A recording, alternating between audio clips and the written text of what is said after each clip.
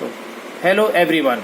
So today I will discuss about introduction to graph and how we can use the graph traversal algorithms, breadth first search and depth first search. So first of all, I would like to discuss about the graph. So graph is a non-linear data structure which basically comprising a set of vertices and edges. So if we want to define a graph in mathematically graph, so it can be defined as G is equal to V comma E, where V is what? V is a set of vertices and E is a set of edges. So basically graph is what? Graph is a non-linear data structure. Non-linear data structure. Just see here, suppose we have defined a graph over here which has 4 nodes. So V1, V2, V3 and V4, there are 4 nodes, and if we are connecting these vertices, nodes or vertices via edges, so these edges are called E1, E2, E3, E4. We can label it basically, and E5 and so on. It can have any number of edges over here. Just see here. So how we can define this graph? This is a graph. Why? Because it has set of vertices. There are 4 vertices and there are certain number of edges. So this graph can be defined by V comma E, where V is what? V is a set of vertices. So there are 4 vertices. So V1, V2, V3 and V4. And similarly E is a set of edges. So there are E1, E2, E3, E4, E5. There are 5 edges, so we have defined a set of 5 edges over here. Now just see, edges can also be labeled like this. E1 can be defined as V1 comma V2 within this script. Now just see here what it tells. It tells that there exists an edge in between vertex V1 to V2. Similarly, E2 can also be written as, E2 is connecting what? E2 is connected to V2 and V3, so this can be written as V2 comma V3 and so on. So this is how we can represent a graph in data structure. Now there are variety of graphs available in. So first one is connected graph. So what is a connected graph? A graph is called connected graph if there exists a path in between any pair of vertices. It is not necessary that there exists a direct edge in between those vertices, but it is necessary that there should exist a path in between every pair of vertices. Just see here. Just see, suppose this is a graph and this is a graph. Now see whether this is a connected graph or not. Just see here, if you want to get the path from A to B, yes, we have a path from A to B. So is there a path from A to C? Yes, we can move from A to B, then from B to C. Yes, there is a path from A to C. For A to D, yes, there is a path from A to D. Similarly, there is a path from B to A, B to C, B to D. B to D, how? First go from B to C, then from C to move from C to D. So just see here, there exists a path, although there does not exist a direct edge between B and D. Just see here, there does not exist a direct edge between B and D, but a path exists. That is why this kind of graph is called the connected graph. So the second type of graph is complete graph. So complete graph is what? How it is different from connected graph? So complete graph is a graph where there exists a edge in between any pair of vertices. So there should be an edge in between any pair of vertices. Just see here, this is not a complete graph. Why? Because there does not exist a direct edge between B to D. So there does not exist a direct edge between A to C here. So if anyhow we make this graph like this, A, B, C and D. Now just see here, if anyhow we make this graph like this, so see here, there is a there is a direct edge in between A to C. Similarly, there is a direct edge in between B to D. Just see here, if you take any pair of vertices over here, every pair of vertices have the direct edge. So this kind of graph is known as complete graph. Now, the third is the labeled graph. Labeled graph means, so every edge should be labeled. If in a graph, every edge is labeled by some name. Suppose this edge is labeled by E1, this edge is labeled by E2, E3, E4, E5, E6. Just see here, all the edges are labeled by some name, some labels. So this kind of graph is known as labeled graph. Now, the fourth graph is the weighted graph. Just see, weights are what? Weights are some values which are assigned to each edge in a graph. It can be a distance in between these 2 points. It can be a cost of traveling between these 2 points. It can be traveling time. It can be traveling time from this location to this location. So this weight can be of any form here. So just here, instead of label, if we are assigning the weights, just see here in this graph, we are assigning weight W1, weight W2, W3, W4. So all the edges are assigned some weights. These weights are these weights are basically representing the what? Representing the cost of traveling between this point to this one. It may be representing the time of traveling. It may be representing the distance in between these two. It may be any kind of measure. So if all the edges are assigned some weights in a graph, so this kind of graph is known as weighted graph. Just see here now. Now similarly, now another is multiple edges graph, or we can say that multi-graph. So before discussing about multi-graph, first we will like to discuss multiple edges. So the graph which has multiple edges is called multi-graph. So what is multiple edges?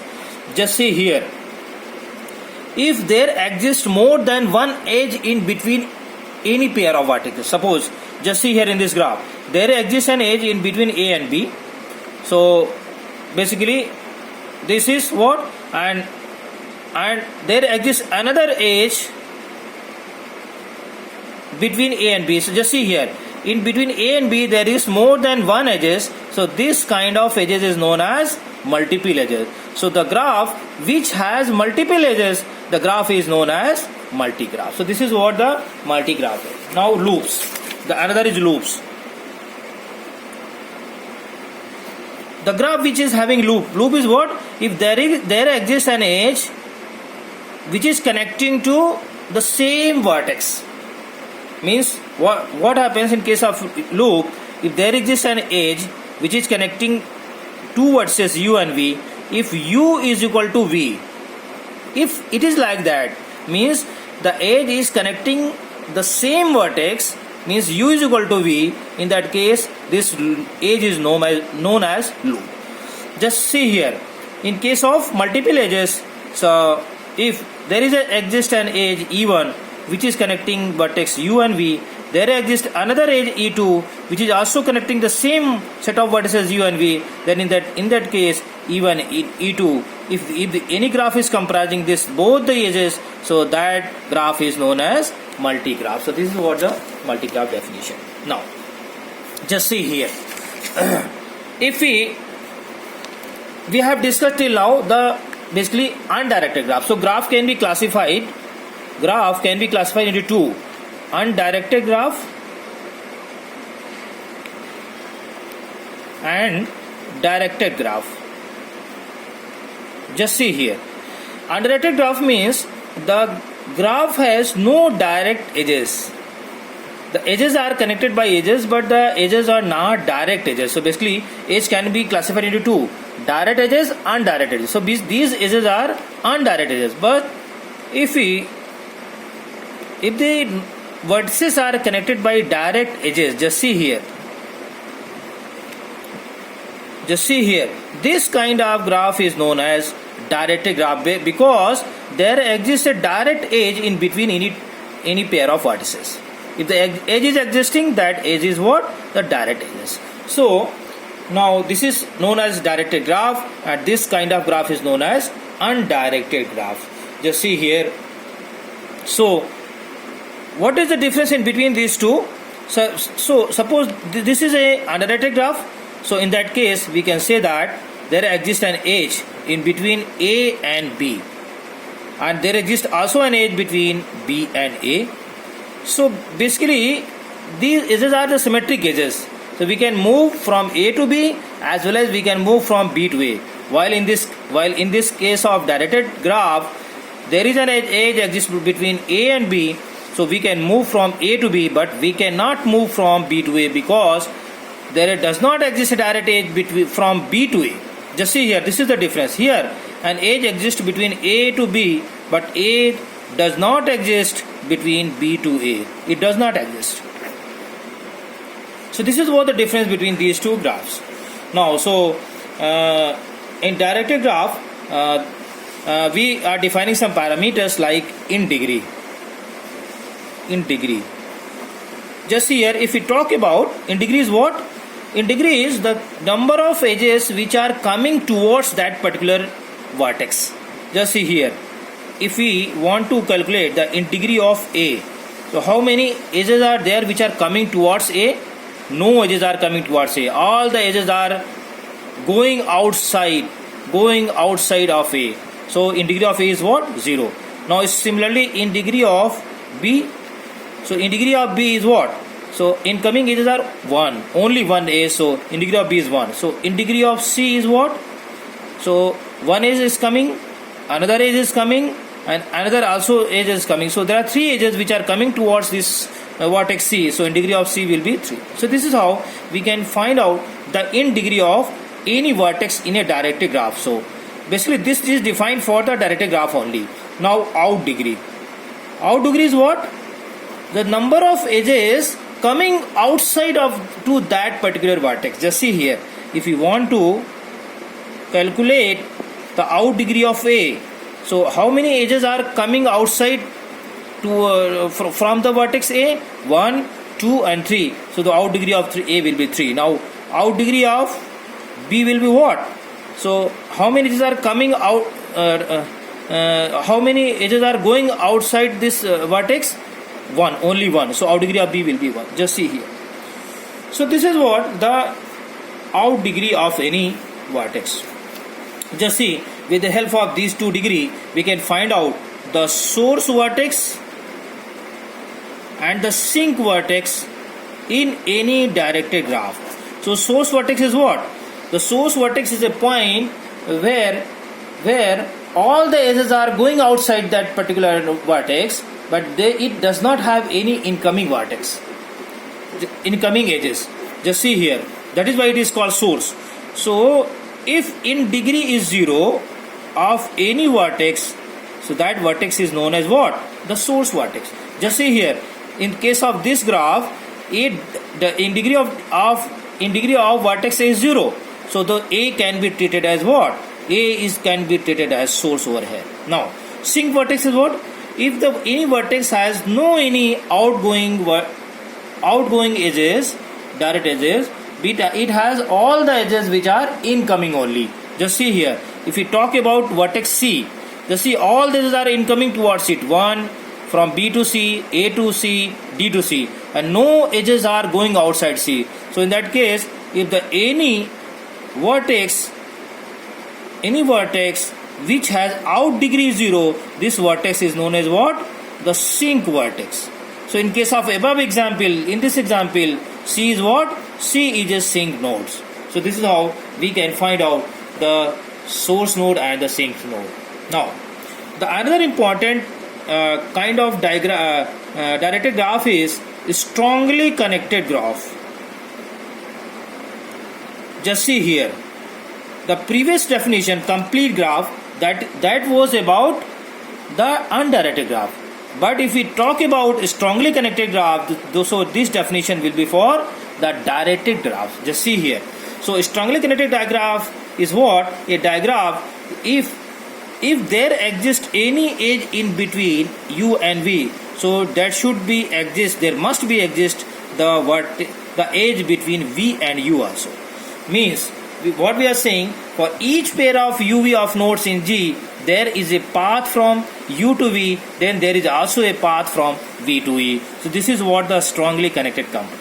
So if there exists a path from U to V, it may be possible that there may not exist a direct edge, but there exists a path from U to V, so there must exist a path from V to U also. If this kind of condition is satisfied for all pair of vertices in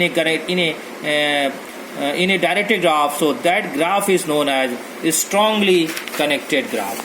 So this is all about the introduction about the graph over here. Now next we will discuss what are the different methods to represent a graph in memory. So basically there are two methods of representation of a graph in memory.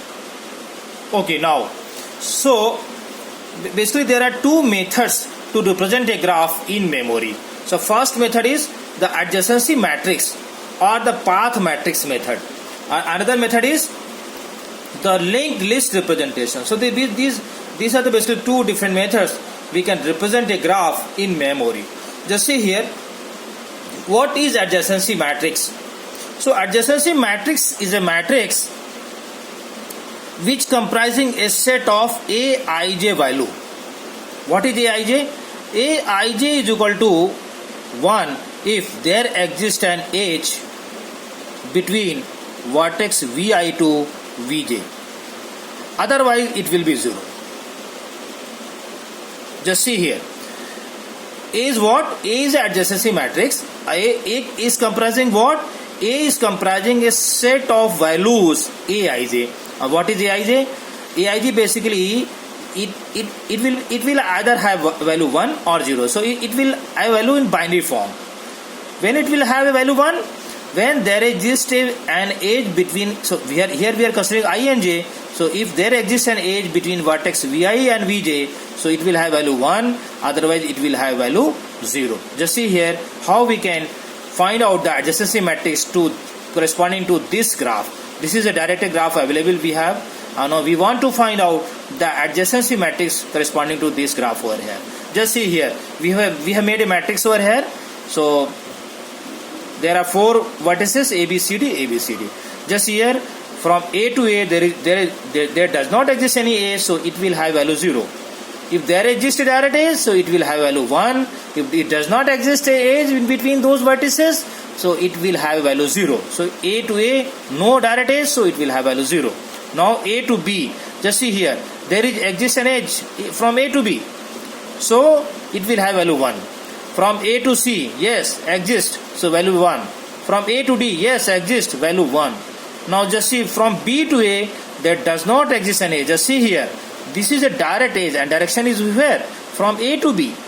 So from B to A does not have direct edge, so it will have value in matrix 0. Now from B to B, just here there exists a loop. So there exists a direct edge from B to B, so it will have value 1. Now B to C, yes, 1. B to D, no direct edge, 0. C to A, no direct edge, 0. C to B, no direct edge, 0. So and so on. So this is how we can find out the adjacency matrix corresponding to a given directed graph. Now the another point is, either we find out the adjacency matrix or we find out the path matrix. So these are very much similar. Now what is the difference between these two matrices? Just see here. In this matrix, what it says, if there exists a direct edge, then only the entry will be 1 over here. But in the case of path matrix, it is not necessary that it will have value 0. It is not necessary that there exists a direct edge in between those pair of vertices, then it will have value 0. No. In case of path matrix, if there exists a path between a vertex V1 to V2, in that case it will have value 1. It may be possible that there does not exist in between a direct edge in between vertex V1 to V2, but it may be possible that there exists a path between V1 to V2. How? Just see here. So all the entries of 1 will be copied into here, because if the edge exists, then the path will definitely exist. So all the values will be copied over here. Now this here, all the 1 values will be. Where the zeros we have to check here. Just here the value is 0. So 0 will remain where? Just here, where the value is 0? Here. B to A, just see. B to A, 0. It has to be checked where? We have to check whether there exists a path between B to A or not. Just see here, there is no direct edge, so now another path. Just see, go from B to C. Yes. So can we go from C to B, C to A? No, there is no any direct edge. Can we move from C to D? Yes. Can we move from D to A? No.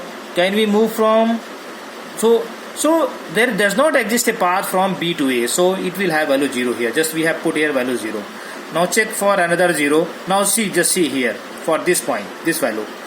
So from C to B there does not exist an edge. So C to B, no edge exists, so it has 0. Now we have to check whether there exists a path or not. So just see, from C we can move to A, no. From C we can move to D, yes we can move. So we have come here. Now can we move from D to B? Yes, we have a direct edge from D to B. So what happens here, if there exists a path between C to B, we have to move from C to D here. Now then we have to move from D to B. Just here there exists a path from C to B. So here the value is 0, but here the value will be 1 over here. Similarly, just we can check value of this also.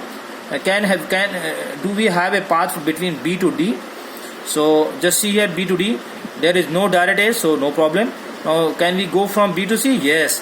Can we go from C to D? Yes. Okay, means we have a path from B to D. So here the value is 0, but here we will keep a value 1. So this, just see here how we can find out the path matrix corresponding to any graph over here. Now just see here, the another method is linked list representation. So in linked list representation, we will find out the adjacent vertices of all the vertices. So just see here how many vertices there are.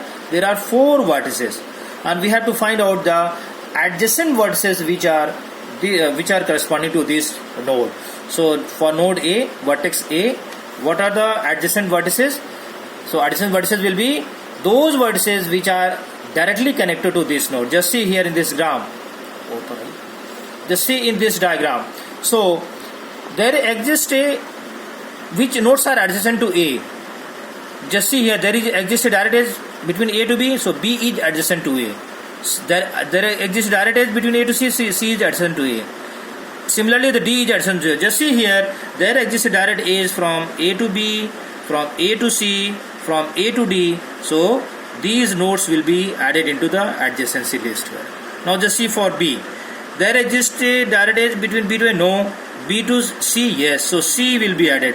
B to D, no. So only one element will be added here. Now for just see, for C, there C to A, no. C to B, no. C to D, yes. So D will be added over here. A, no. D to B, yes. D to C, yes. And D to D, no. So just see here, we have added only those nodes, those vertices over here for corresponding to these nodes which are directly connected to these nodes. So this is how we can find out the adjacency list of a given graph. Now just see here. So this is all about the representation of a graph in memory. Now we will discuss the graph traversal techniques. So basically there are 2 different methods available to traverse a graph in data structure. So what are those methods? The first one is the breadth first search and another is the depth. Okay, so 2 techniques, traversing techniques of a graph, breadth first search and depth first search. So breadth first search, so breadth means we have to follow a horizontal approach, while in case of depth first search we have to follow a depth approach. Just see here the difference between these 2 techniques. So how we traversing means visiting the nodes of a graph. So how we visit the nodes in breadth first search? So we follow the horizontal techniques, means we start from the starting vertex and we visit all the nodes which are neighbors of it in horizontal direction. Once we have visited all the neighbors of the starting vertex S, now we will start visiting the neighbors of neighbors, and then again neighbors of neighbors. So this process is repeated until we visit all the nodes of a graph. But the one point we have to keep in mind that no node should be visited more than once. So every node should be visited only once. So this point should be keeping down here during the breadth first traversal or depth first traversal. Similarly, if we talk about depth first traversal, so what we do here, we start from the starting vertex. So instead of taking a breadth approach, we follow the depth approach. So we follow a particular path. Just see here, we start from vertex A and we pick up any particular path which leads to the depth of the graph. So suppose we have followed this path, so we traverse from this to this, then this to this, then this to this, until we reach the dead end. So here this is the dead end because there is no any further nodes available in the depth of that particular path, in the particular path of this tree. Then what we do, we again backtrack and we come back to the starting vertex and we again pick up the another path, another depth, and we start visiting those nodes until we reach the dead end. Again we backtrack and come back to the starting vertex and again pick up the another path. So this is how the depth first search works. And here also we have to keep in mind that no node should be visited more than once. Now first of all we will see how the breadth first traversal works.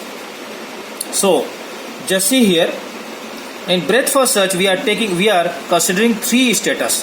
Status 1 for ready state, status 2 for waiting state, status 3 for the process state.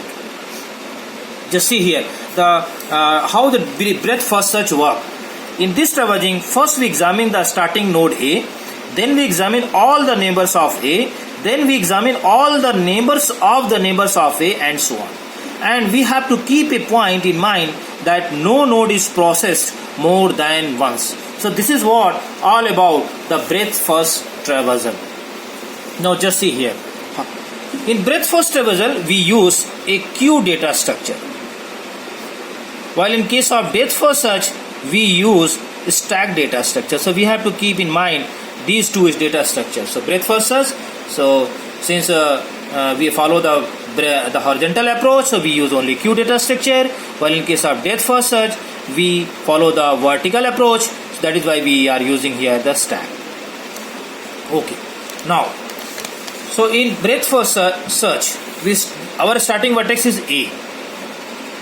Now we have to construct a adjacency list of this graph. So how we can construct an adjacency list? Okay, now just see, this is the adjacency list corresponding to this graph. So all the nodes have the adjacency list, means the nodes which are directly connected to these nodes. So here we have added those vertices only which are directly connected to, means there exists a direct edge between this node to these nodes. So just see here, there exists a direct edge between A to F, A to C, A to B. That is why we have added F, C, B over here. So similarly for all the cases. Now the algorithm says that, so first we will see how the algorithm works, then we will start solving this problem. Just see here how the algorithm start. So breadth first search we are passing the graph G, initialize all the nodes to the ready state. So ready state means status is equal to 1. There are three states: status is equal to 1, status is equal to 2 for waiting, status is equal to 3 finished, yani means processed. The second point, put the starting node A in queue and change its status to the wait state. So which node, the node which will be put into the queue, which will be added into the queue, their status will be changed and it will change from 1 to 2. Now repeat step 4 and 5 until queue is empty. So these are the four important two steps, 4 and 5. Fourth state, remove the front node N of the queue, process N. Processes means change the status of that node from 2 to 3 and change the status of N to the process state.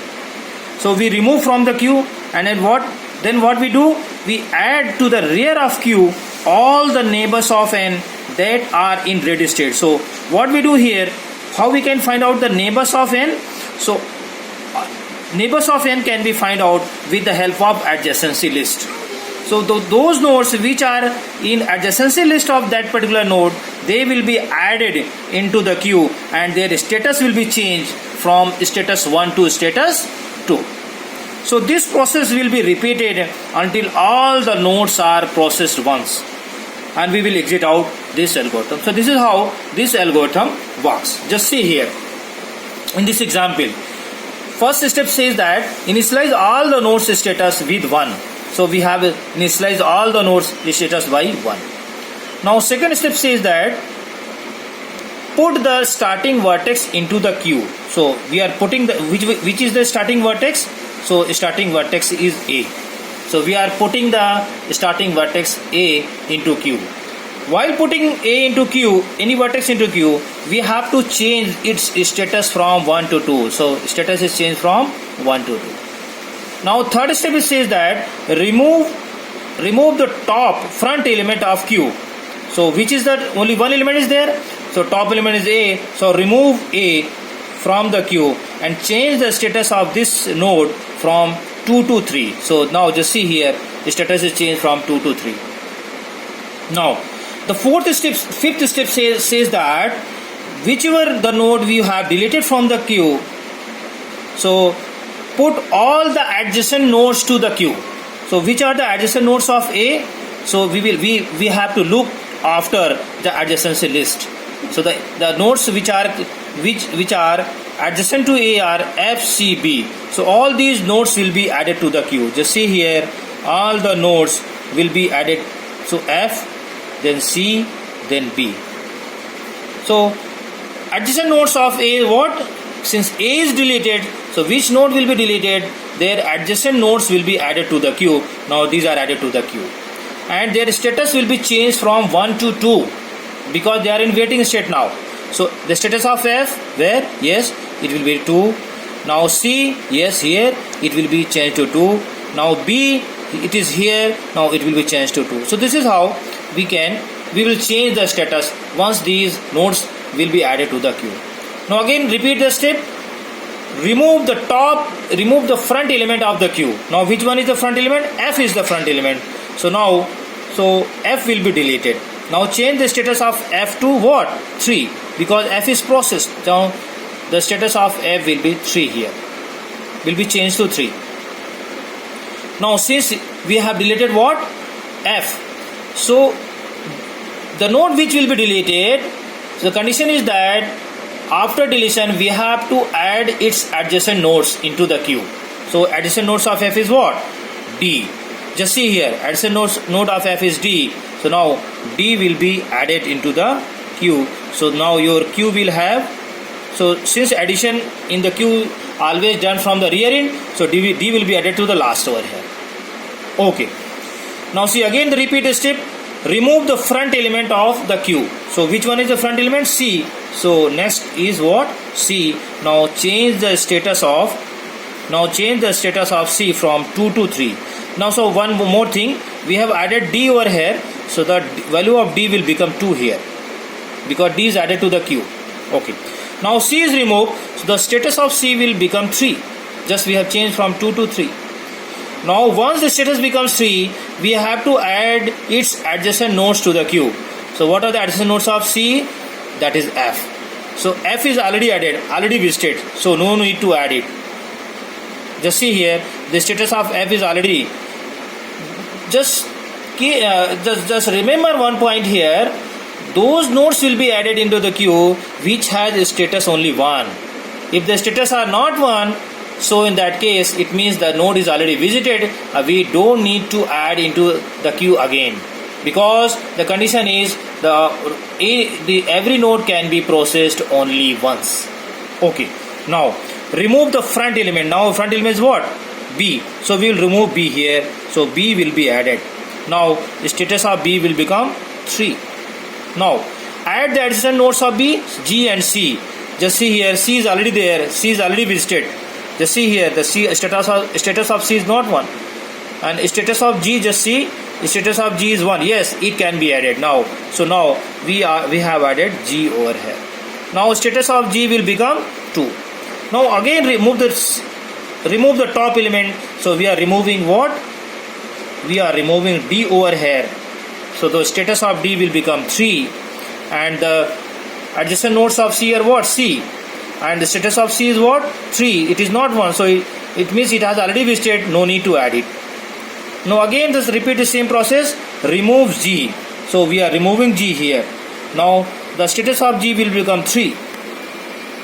Status of G will become 3. Now what are the adjacent nodes of G? C and E. C is already visited. No need to add it. Now E is not visited. Now E will be added to the queue here. Now again repeat the same process. Remove the top element. So we have removed the E over here, and status of, so now E was added, so status was become 1 to 2. Now E has removed, so status will become from 2 to 3. Now just see what are the adjacent nodes of E? D. So just see here, D is already added, visited. C already visited. J is not visited. So now J will be added over here. Now since we have added J, so its status will become 2. Now again repeat the same process. Remove the top element. So top element is J. Now the sequence will be A, F, C, B, D, G, E and J. Now status of J will become 3. Now just see what are the adjacent nodes of J? D and K. D is already visited. Yes. K is not visited. So now K will be added into the queue. Now since K is added, so its status will become 2 here. Now just see here, again repeat the same step. Remove top element, remove front element. So K will be removed here. So K will come here. Now status of K will become 3. Now just see, all the nodes have status 3. So it means the process is completed over here, and we have visited all the nodes. Just see, this is the traversal A, then F, then C, B, D, G, E, J and K. So this is what the BFS traversal of a graph. So here the condition is, it is not necessary that every time we will get the same set of BFS traversal. So it may be different. So we can say that a given graph may have more than one kind of BFS traversals. This is all about BFS traversal. So now we will discuss the depth first search. Depth first search of a graph. So already I have told you that depth first search uses the stack data structure, while the breadth first search uses queue data structure. So in case of depth first search, here we examine the starting node A. Then we examine each node N along a path P which begins at A. Then a neighbors of A, and so on. So after coming to a dead end, that is to the end of the path P, we backtrack on P until we can continue along another path P dash and so on. So just say here, already we have discussed. So in depth first search, if we talk about this graph, so A is the starting vertex. Now in case of depth first search, we pick up a particular path which lead us to a depth. That is why it is called depth first search. So suppose we have picked up this path. So starting vertex from A to, we will move to F, then we will move to D, then we will move to J. So once we come across a dead end, so we have to backtrack and we have to come back to the starting vertex, and we have to pick up the another path which will lead towards the depth of the graph. Similarly, we will again come back to the starting vertex and we will pick up another path. So and so on. So this is how the depth first traversal works. Now just see how the algorithm of DFS works. Just see here, in this algorithm we are passing a weight matrix. Now first of all, we have to initialize all the nodes to the ready state. So similar to the breadth first search, here we are also using 3 status. Status 1, that is for ready state. Status 2, that is for waiting state. Status 3, that is for processed state. So initially all the nodes will be initialized with the ready state. Status is equal to 1. Now second point. Push the starting node A onto the stack and change its status to the waiting state. So we will push the starting node A onto the stack, and then we change its status from 1 to 2. So status will become now 2 here. Now then what we have to do, we have to repeat this step 4 and 5 until the stack is empty. Now just see here. What are the fourth and fifth step? Fourth step is pop the top n, node n of the stack, process n. Process n means change its status to the process state. Means the status will become 3, from 2 to 3. Now what is the fifth step? Push onto the stack all the neighbors of n that are still in ready state. So status is equal to 1. And change their status to the waiting state here. So once we have pop out, we have deleted a node from the stack. So we have to push all the nodes which are connected to that particular node into the stack, and we have to make changes. Means the status will be changed from 1 to 2.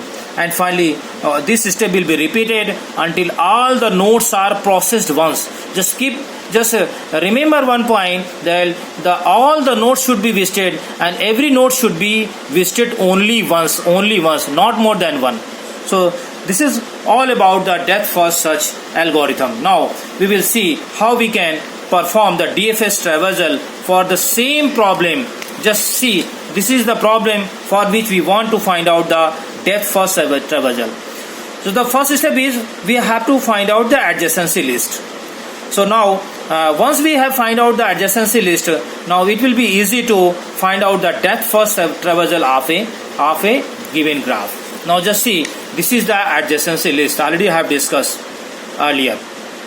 Now just see here, FCB, they are directly connected to node A. There exists a direct edge between these vertices. That is why they are being added over here in adjacency list.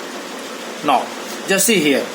So first of all, push the starting vertex onto the stack. Just see here,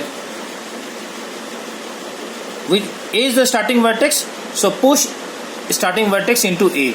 Now change its status from 1 to 2. Now the third step is remove the top element from the queue. Only one element is present in the queue, in the stack. So A will be pop out. A will be removed over here, and change the status from 2 to 3. Now when we will pop out a particular node from the stack, remember that we have to add all those elements onto the stack which are adjacent to that particular node. So what are the nodes which are adjacent? FCB. So now just see, these nodes will be appended, will be added to the stack. So first F, then C, then B. Now their status will be changed from 1 to 2. So where is F? F, status will be 2. So where is C? Here, status will be 2. Where is B? Here, status will be 2. Now all these status will be changed. So the nodes which will be added to the stack, their status will be changed to 2. Now okay, just see here. Now again repeat the same process. Remove the top element. So now B is removed. So after A, B is coming. So status of B will become 3 here. Just see. And now add the adjacent nodes of B to the stack which are not visited. Just see here, one point remember, if the node is already visited, we don't need to append into the, we don't need to push it into the stack. Just see here, what are the nodes, adjacent nodes are B, G and C. Just see here, C is already present, C is already visited. So we have to add only G. Just see here in stack, we have to push, the previous elements are F and C, and now we have to push G. Since we have pushed G, the status of G will become what? 2. Status of G will become 2 over here. Now again repeat the same process. Remove the top element. So now G will be removed here. First A, then B, then G. So ABG sequence will be ABG. Now since G is removed process, so status of G will become what? 3. Yes. Now just see which are the adjacent nodes of G, C and E. Just see, C is already visited. because the status of C is not 1. Just one point remember, those nodes will be pushed into the stack which have status 1 only. Just see here, C does not have status 1, so it will not be pushed again. Now another is what? E. Just see, E status of E is 1, yes, it will be pushed. So now the stack will have previous element F and C. Now the new element is E. So now E will be pushed into the stack and the status of E will become 2. Now just see here, remove the repeat the same process. Remove the top element. So E is the top element, so A, B, G and E, and change the status of E from 2 to 3. Okay, now just see, the adjacent nodes of E are what? B, C, J. Just see, check whether these nodes have a status 1 or not. The status of D is 1, yes, so it will be added. Just see here,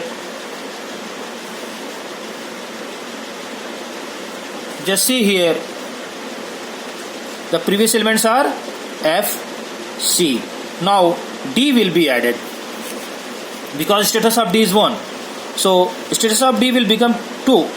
Now see, what are other elements, adjacent elements of E? Just see here, D. So D have chosen. C, status of C is not 2. C is already listed, so no need to add it. Now J, status of J is 1. Yes, it will be added. So now J will be added here. Now status of J will become 2. Status of D has become 2 now. Okay, it's okay. So now just see here, what are the elements of stack now? So F, C, D and G. Now again repeat the same process. Remove the top element. So A, B, G, E. Now next element is removed, J. So J will come here. Now since J is deleted process, so status of J will become 3. Now just see, what are the adjacent nodes of J? D and K. D is already listed, K is not listed. Just see here, status of K is still 1 here. So now K will be added here. So F, C, D. Now K will be added here. Now status of K will become what? 2. Now just see, repeat the same process.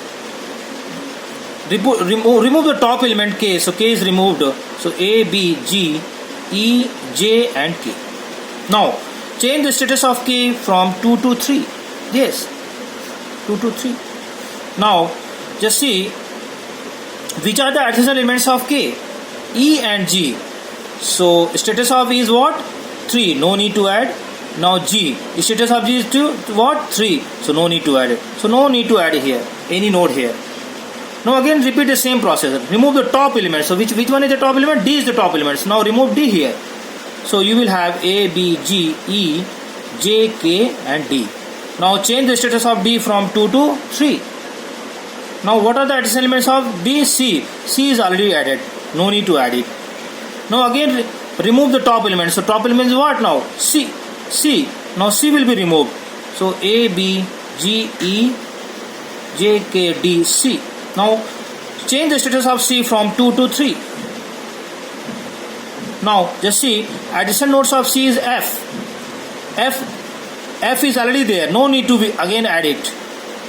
So now just repeat the same process. Now F is deleted. So we will have A, B, G, E, J, K, D, C, F. Now status of F will become 3. Just see here, in this adjacency list, all the nodes have a status 3 now. It means process is completed, and this is what your DFS traversal. Thank you very much.